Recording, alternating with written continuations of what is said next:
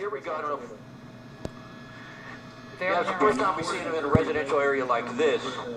Between Woodman and Houston. Looks like he's going to be heading back toward Riverside Drive now. Scott, what are you seeing that's ahead of him? Do you see officers deployed or LAPD units involved in this as yet, or is it still CHP?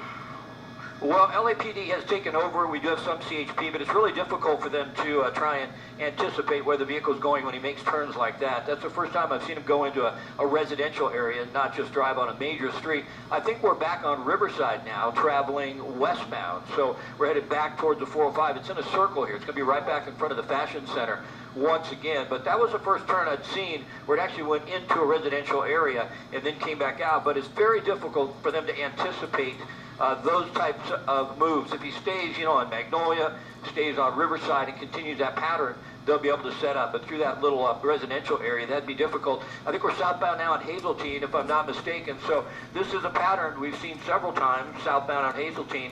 If it continues, we make a right turn on Riverside like last time. Well, now he's turning into the shopping center, so this really gets dicey in a situation like this underneath the parking structure, and that's more than likely where this individual will foot bail and then try and merge, or try and get in with people and be able to get away. Yeah. Because the helicopter will not be able to help or support the ground units at this point in time. Is this the Fashion Square Mall? It is. Yes, yes. it is. And it's one of the areas that, like Scott was talking about. Well, the pattern is not, it's not going to happen now, but the other problem you run into now is you have hundreds of people there, shoppers, children, parents, and you've got to set up containment, and you may have a dangerous situation that actually goes into the mall, which is something that nobody wants. Boy, that is really scary. Okay, we just got some new information about the suspect wanted as part of a forgery investigation.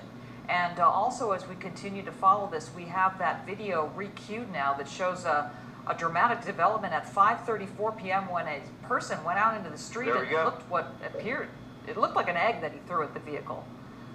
This was on Magnolia. And there it is again. Yeah, and on the left side of our screen is the live picture, which indicates that he is still on the move.